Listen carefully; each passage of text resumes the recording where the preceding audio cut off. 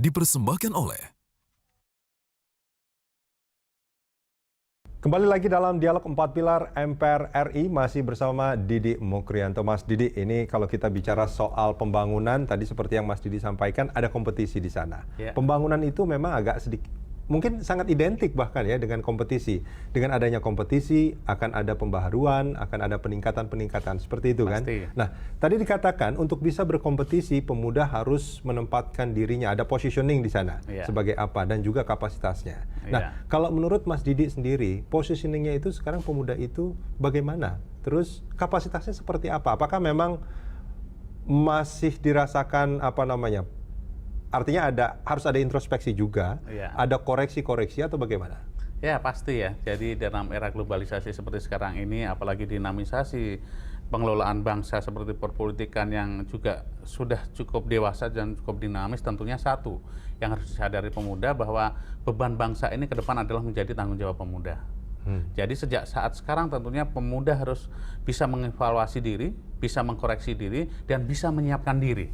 Mempersiapkan diri bagaimana tentunya peningkatan basis kapasitas, kapabilitas ini terus didorong naik. Walaupun mungkin secara teori mereka sudah mumpuni, secara teori sudah mampu mengaksep dari beberapa ilmu, tapi yang tidak kalah penting adalah bahwa pemuda ini juga butuh keteladanan dari senior kita. Ada nggak sekarang yang menjadi keteladanan menurut? Pasti, saya pikir kalau patron-patron pemuda, kita di dalam pergerakan pemuda, seperti saya pun juga kita punya patron-patron bagaimana kemudian kita ingin menauladani. Kita ingin meneruskan ajaran-ajaran senior kita yang memang sifatnya kenegarawan dan bermanfaat buat bangsa. Jadi bukan hanya sekedar kemampuan akademis yang banyak mereka peroleh dan mudah saat ini, tapi juga butuh keteladanan tadi untuk bisa berperan ya. Iya.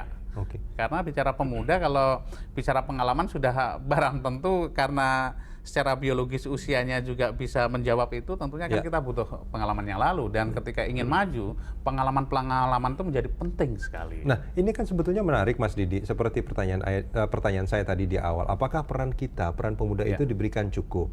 Nah, tadi juga dikatakan bahwa sebetulnya masa depan bangsa ini itu berada di pundak mereka. Artinya harusnya ada proses regenerasi di sana kan? Dan proses regenerasi menurut hemat saya, ini hanya akan bisa terjadi dan lancar dengan baik kalau memang kesempatan itu diberikan. Proses regenerasi itu memang sudah dipersiapkan juga oleh yang senior gitu, yang sekarang ini memang berada yang sedang memegang itu. Nah, gimana Mas Didi melihatnya? Ya, saya melihatnya begini, sebetulnya kalau moral force dari bagaimana mengelola pemuda ini, negara sudah memberikan ruang yang cukup dengan dilahirkannya Undang-Undang Kepemudaan, yaitu Undang-Undang 40 tahun 2009. Bagaimana Undang-Undang Kepemudaan ini memberikan pengaturan dan ruang yang seluas-luasnya kepada pemuda untuk berekspresi, tapi tetap harus bertanggung jawab.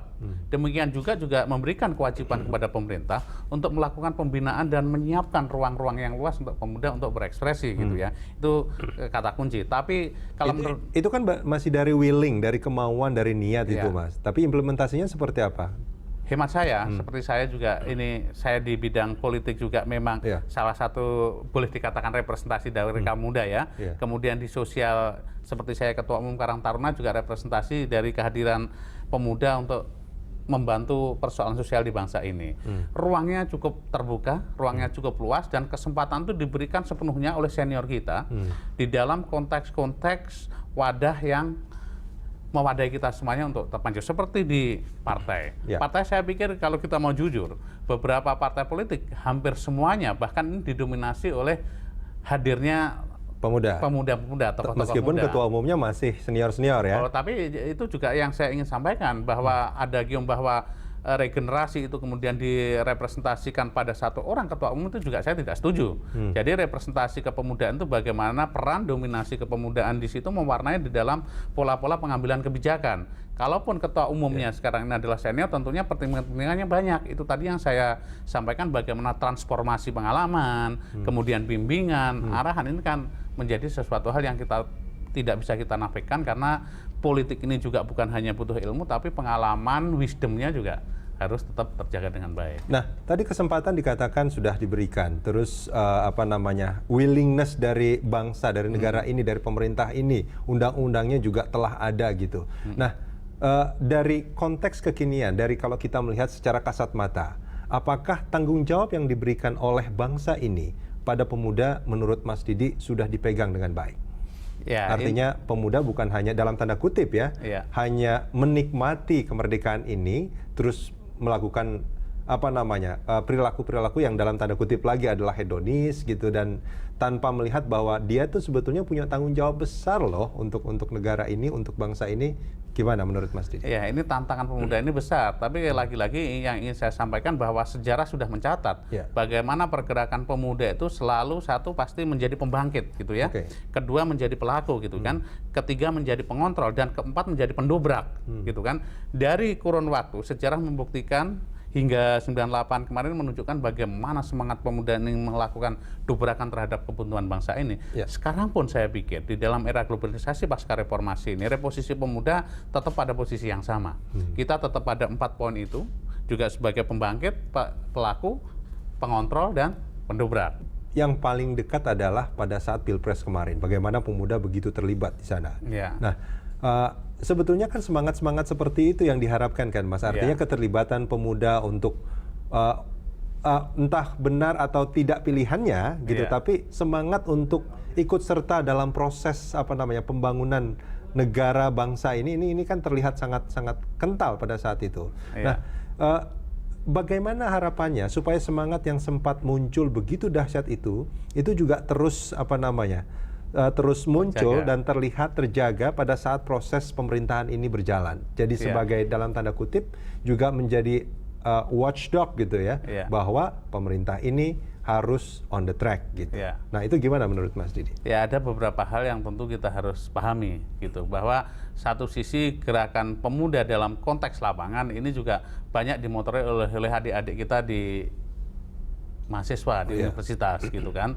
Kemudian juga yang harus kita sadari juga bahwa fakta juga membuktikan bahwa banyak kepala-kepala daerah yang saat ini juga dijabat oleh kaum-kaum muda. Ini yang jangan lupa bahwa ini juga menjadi sebuah proses yang menampilkan anak muda pada porsi-porsi yang punya itu tadi kapasitas dan kapabilitas serta kompetensinya cukup gitu. Nah, untuk itu tentunya saat inilah pemuda, lagi-lagi kita harus mengingatkan, terus menyuarakan pemuda harus kembali lagi kepada 3 peran pokoknya, bahwa dia harus itu menjadi kitoh itu ya. Iya, harus betul-betul dia objektif rasional melihat kondisi bangsa ini. Saya pikir itu yang tentunya pemuda harus terus jangan sampai ketika mungkin negara ini dalam keadaan dalam tanda kutip sakit, mereka punya kesempatan untuk pindah ke luar negeri, malah akhirnya lebih memilih pindah ke luar negeri, bukannya untuk memperbaiki apa yang terjadi di dalam negeri. Seperti itu mungkin Mas Didi? Ya, saya tidak terlalu khawatir dengan posisi itu, karena bagaimana pemuda ini menjadi penjaga moral dan karakter bangsa terkait dengan hedonisme, terkait dengan giliran tawaran-tawaran asing, itu saya pikir kecil sekali porsinya di pemuda. Kita akan lanjutkan ini di segmen berikut, Mas Didi. Pemirsa, Dialog 4 Pilar MPR RI akan kembali sesaat lagi.